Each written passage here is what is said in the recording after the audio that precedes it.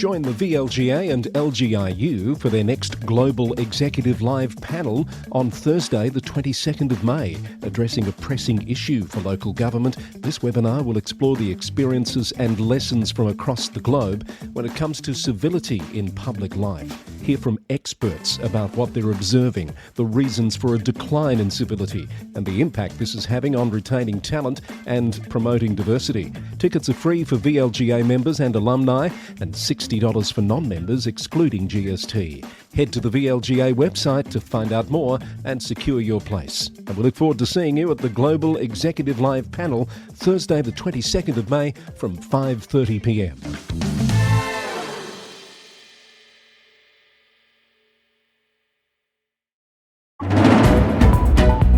A climate alliance loses another council member. A testy exchange between a council and a local MP. A move away from carbon offsets by a regional council. Melbourne Town Hall set for its largest gathering ever. A council crackdown on parking across driveways. A former council CEO charged with fraud.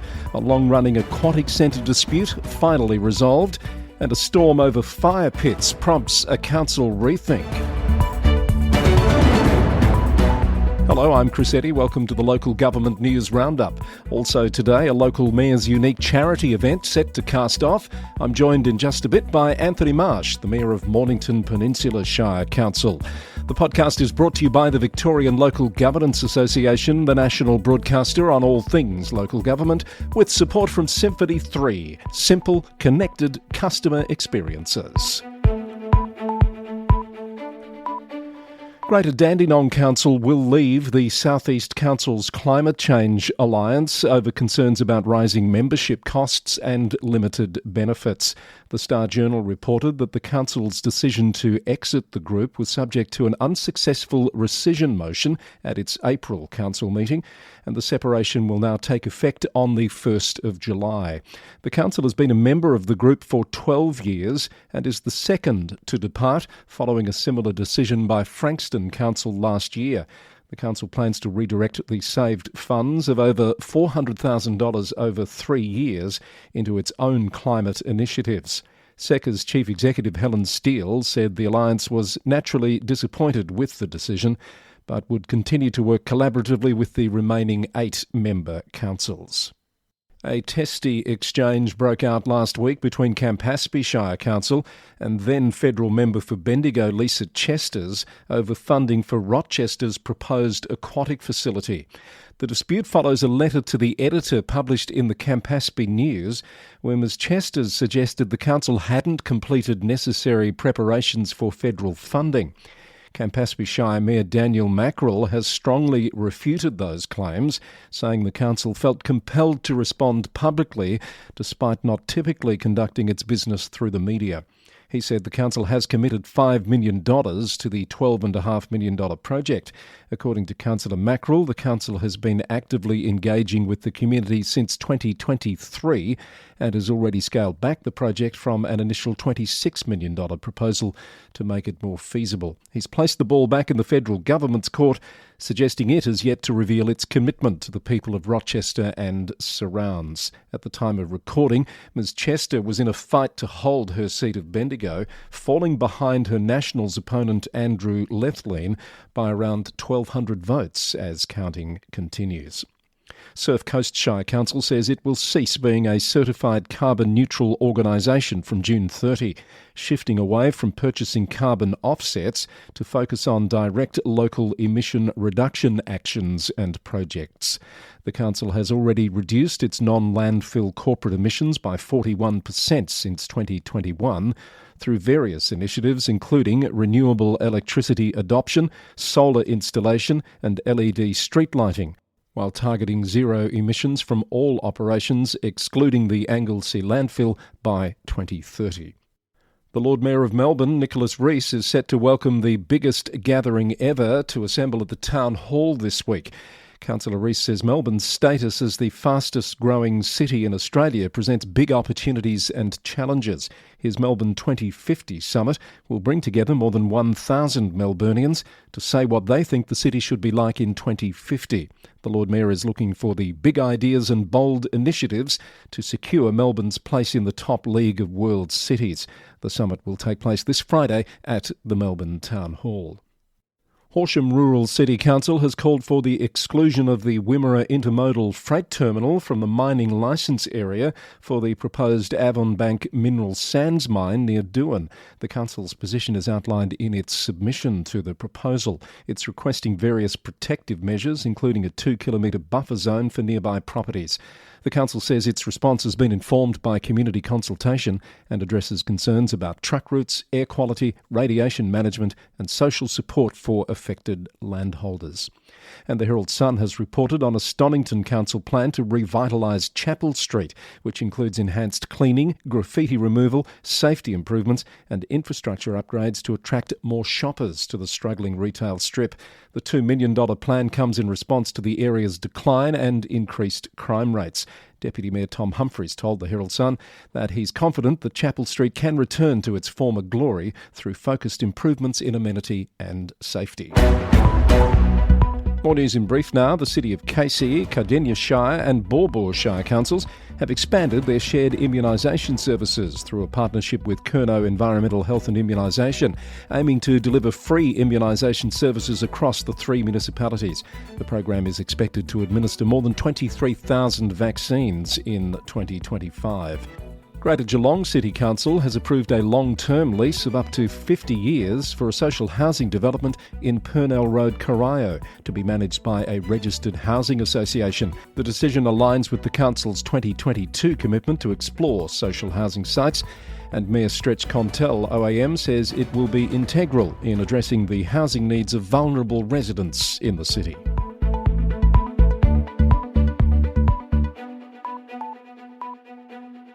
This is the 6th of May edition of The Roundup. More news shortly, but we pause now to find out about a unique mayoral charity event that's about to cast off. Anthony Marsh is the Mayor of Mornington Peninsula Shire. A couple of years ago, I think it was, on The Roundup, Anthony talked to me about swimming around the bay. I think it was paddling around the bay. Anthony, just remind me what you did for your mayoral charity event. Yeah, that's right. We had a kayaking adventure. So I think we called it 100 Ks, 2 bays, 4 days. So it was a 4-day kayaking trip around the peninsula over Easter weekend in 2021. Right. And gosh, that amazes me that that's 4 years ago. Sorry, 22. 22, right? Okay, 3 years. It doesn't feel like that long. What did you ultimately end up raising out of that event? Just shy of 40,000. Excellent. What a great effort. So I imagine this time around you've been thinking, how do I top that? And you've come up with this May Day cruise. You've been working on this for a while, I assume.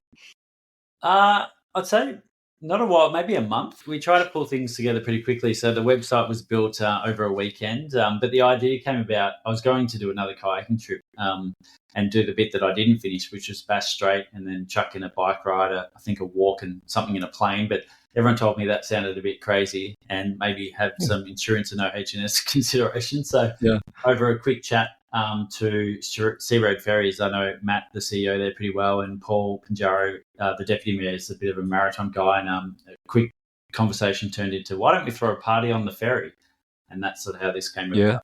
So it's a cruise, you've got entertainment, you've got a silent auction, it's all for cause. And I think one of the interesting things about this is you've thought about how your whole council, as in the complement of councillors, get to support something through this charity event. Stay with us. We'll be right back. Hey there, I'm Aviva Klompus. The news moves fast, and it's not easy to cut through the noise and understand what really matters.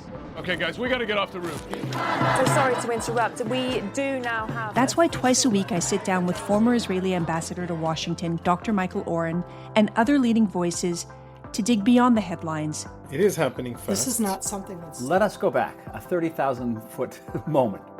Subscribe to Boundless Insights wherever you get your podcasts.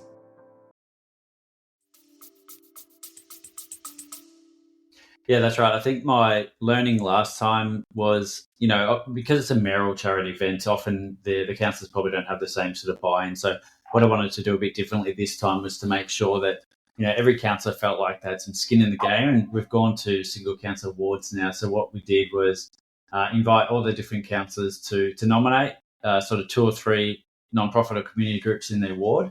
And then we picked from those. So there's 11 wards, 11 different community groups across the whole peninsula. And that just makes sure it's distributed, evenly across the whole peninsula, and all the councillors get involved in the event. I guess it's a new way of imagining what used to be that old sort of ward fund system, which of course became ultra vires with changes to the legislation, but it's a different way of approaching the challenge of having councillors being able to support things in their own wards.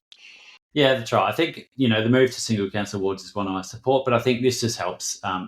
You're sort of damned if you do, damned if you don't when you pick a charity or a group that you want to support, particularly as an individual in an event like this. And last time it was SES and Coast Guard, which was incredibly appropriate at that time. We had some big storms and sort of getting out of lockdowns and wanted people to get out on the water. But this way, it just means that, 11 different groups across the whole peninsula get involved. All the councillors have, involvement. And the good thing is because we've picked 11, there's a lot of spread in terms of the types of groups that are getting, some funds out of this. So I think, by and large, it's a hopefully really broad community sort of fundraiser. And within the event itself, I notice you've given thought to how you support local Mornington Peninsula-based suppliers. Is that right? Yeah, that's right. So we've had some really good buy-in from some of our local suppliers. So we've got Point Leo Estate are providing all the wine. St Andrews Beach Brewery is providing all the beer. We have the food are provided by Sea Road Ferry. So they've got a restaurant on the Queenscliff side. So not technically on the peninsula, but, they're very much a peninsula business. They're providing all the food on board. And Sea Road Ferries obviously came on board and provided the actual boat. So that's a significant contribution there, and obviously helps keep the costs down so that the bulk of that money goes to the community groups. I was going to ask you if it's been a hard sell to pull all those stakeholders together, but if you've only been working on it for a month, I'm guessing not that much of a hard sell. Yeah, people got excited. People down here are generally keen to see the tourism sector come together and pull off events like this. So when they saw the type of event, I think everyone was pretty excited. So we're still trying to get some more people on with the silent auction. So we've had a lot of the sort of hospitality and tourism venues down here offer up vouchers, which will be exciting. So we'll be launching that soon. And that will probably, we haven't quite worked out how we're going to run it yet, but that's probably going to be a lead into the event and then announced on the night. Which will be exciting. So if you're on the boat or not, you can still get involved in putting in bids on the silent auction. But yeah, people have been really excited, and the response in such a short period of time. And May is crazy. We've had, April, I guess, leading into May, we've had school holidays, Easter, Anzac Day, we've got a federal election, Mother's Day. So you're competing with a lot of other things trying to grab people's attention. So it's been tricky, but being able to pull it together pretty quickly, which is exciting. So it's coming up by the time people are hearing this. I think we're less than 2 weeks out. You've chosen the 17th of May. Any particular relevance for that date? No, I had the 3rd of May, and then the government wrecked it for me, so we pushed it 2 weeks. Right, wise decision. Yeah. And you've built a website, as you said, maydaycruise.com.au, where people can find out more. What's the interest from participants been like thus far? Pretty good. As I said, there's a lot of competition for attention at the moment. So ticket sales, they're going well, but we've got a few more to go. But as I said, we're still trying to get it out there. We probably haven't promoted it as much as we could. So we've started ramping that up over the last sort of week and a half, which has been great. So I think we'll be able to fill the boat. The capacity is 250. Right. So it would be a pretty crazy night if we can manage to get that many on board. But anything over sort of 150 is a really good night. So. Well done. Congratulations on the idea, and best of luck with the execution on the 17th of May of that idea. While I've got you, Anthony, I know you listen to the podcast. I've been talking a lot lately about the changeover at the CEO level of Victorian councils. We've got about 15 this year, 7 filled, 8 to come as of this time of recording. Of course, you've taken someone off the market very recently with your new CEO. How's Mark Stormer settling in? Yeah, really good, and I'm glad we got in early. He would have been picked up pretty quickly had it not been us. So he started on the 16th of April. A couple of public holidays in between, but I think we're day 9 today. So he's settling in really well and hit the ground running. So very happy to have him. Good to hear. Give him my regards. And thank you He'll for... be on the boat, so if anyone wants to get some airtime with the CEO, he's on the boat. Well, there's a thought. You need to put that in your marketing. Yeah, absolutely. Thanks, Anthony. Great to chat as always, and all the best. Thanks, Chris. More news now on this edition of the Local Government News Roundup. Australia's peak council body, ALGA, has congratulated the Prime Minister Anthony Albanese on the re-election of his government. It's noted that the previous government increased roads to recovery funding and established new disaster-ready funding, as well as bringing councils back to the table under the reinstated Australian Council of Local Governments. ALGA says it looks forward to working with the re-elected government on the recommendations of a parliamentary inquiry into local government sustainability. The Country Mayors Association of New South Wales has welcomed the re-election of the Albanese government and says they are optimistic for a new chapter of increased investment in rural, regional and remote communities. The association will continue lobbying for restored financial assistance grants and greater federal funding for local governments to address rising costs and service gaps in rural areas. The New South Wales government has announced the fast-tracking of over 105,000 new homes across regional New South Wales with a new $4.4 million round of the Regional Housing Strategic Planning Fund. The money is part of the government's broader housing strategy and will help 24 councils unlock housing supply through strategic planning initiatives.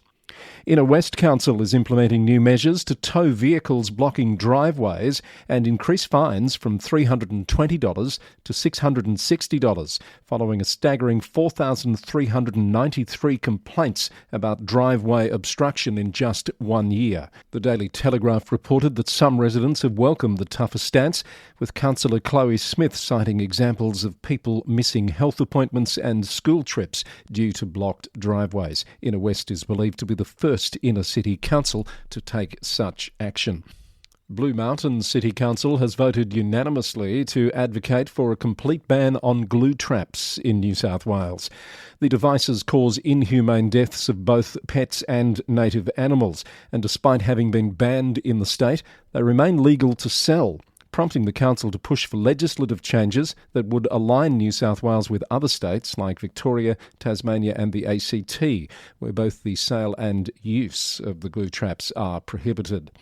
And Yass Valley Mayor Jasmine Jones says she's managed to secure a meeting with the New South Wales Energy Minister Penny Sharp on a recent visit to Sydney. Ms Sharp was due to visit Yass Valley late last week to meet with the region's mayors to discuss the impact of the HumeLink overhead power lines and infrastructure project. Mayor Jones said the group would be advocating for meaningful compensation through legacy projects and untied funding in recognition of hosting the state significant infrastructure. In other news, Kerry Murphy, Director of Infrastructure at Coonamble Shire Council, has received a highly commended award at IPWEA's 2025 Engineering Excellence Awards. Ms Murphy told the Coonamble Times it was something special to be honoured in this way by her peers. Kiama Council is seeking public assistance after vandals caused vehicle damage to grassed areas near Blowhole Point Lighthouse on the weekend. The council said the area was still recovering from recent wet weather and will now require costly ratepayer-funded repairs. And Coffs Harbour City Council has endorsed a new 15-year resource recovery and waste strategy aiming to minimise waste and move towards a circular economy. The strategy focuses on education and improved waste management practices, as currently around half of the contents of red lid bins are misplaced items that should be in either recycling or organic waste bins.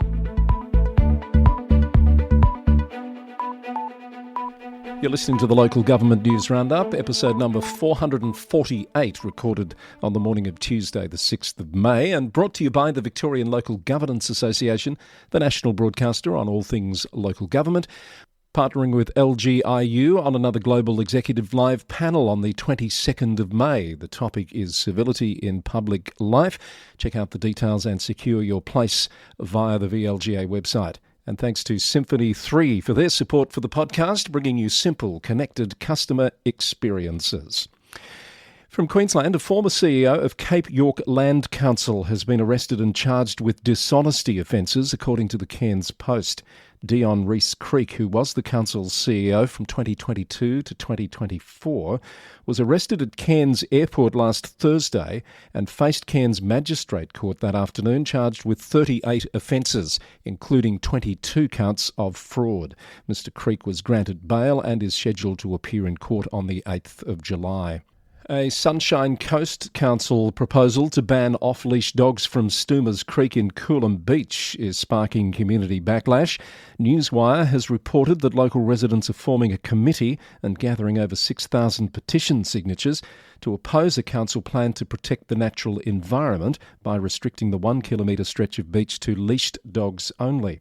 The move reflects a broader trend of Australian councils moving away from off-leash beaches due to environmental and public comfort concerns.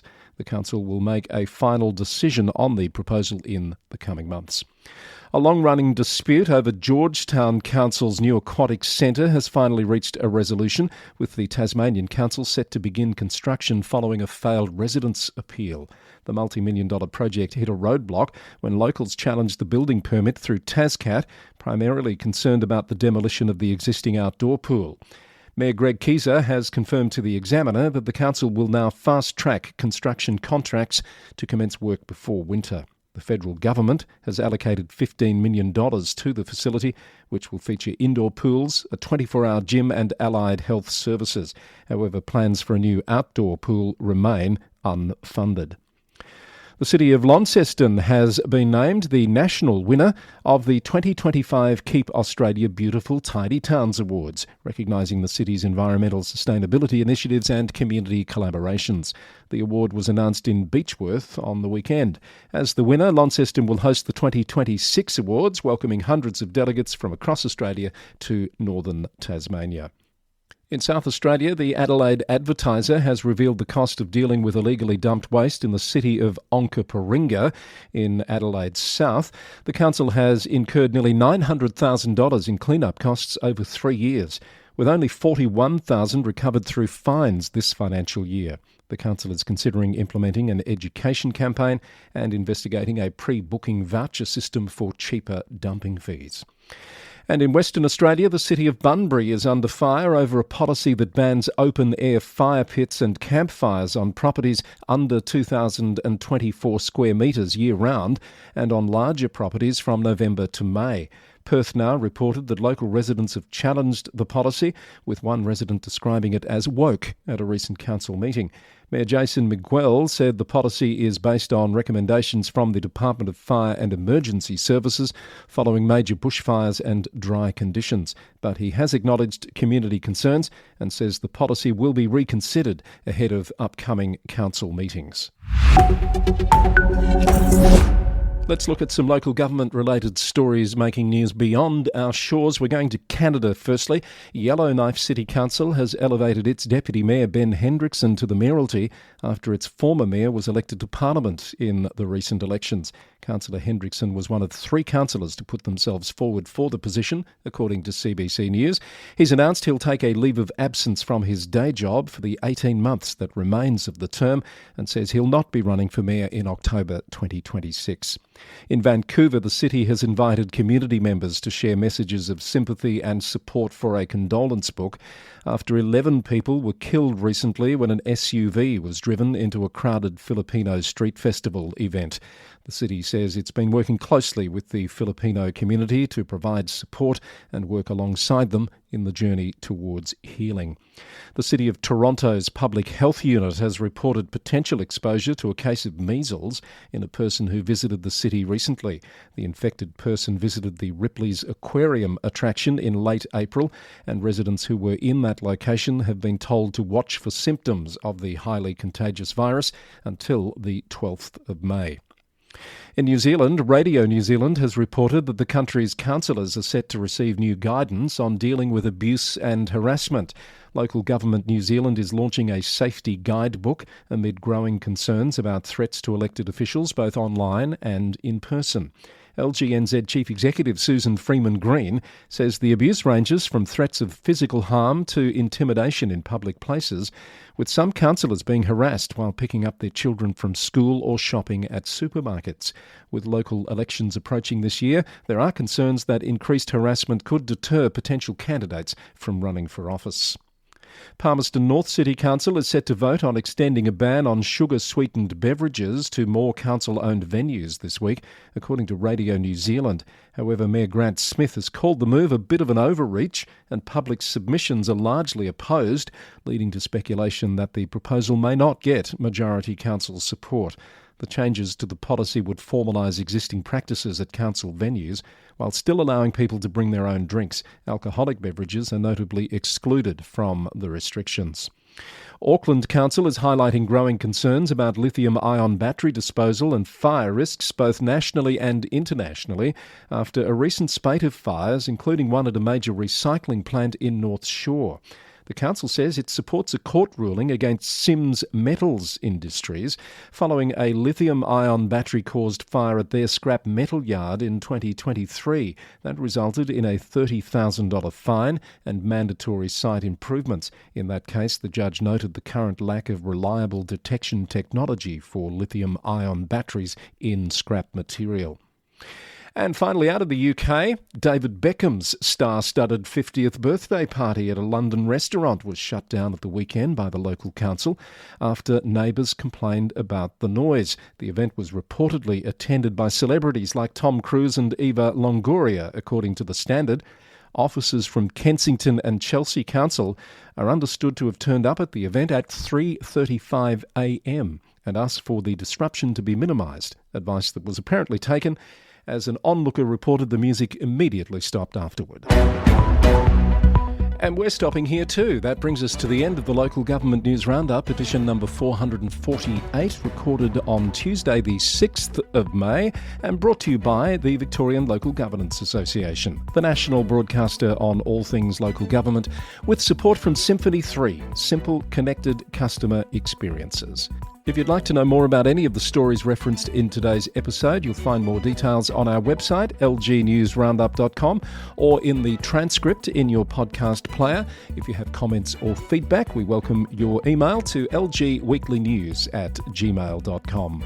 The Local Government News Roundup is recorded in the city of Greater Geelong, Victoria, on the land of the Wadawurrung people of the Kulin Nation. Until next time, thank you for listening, and bye for now.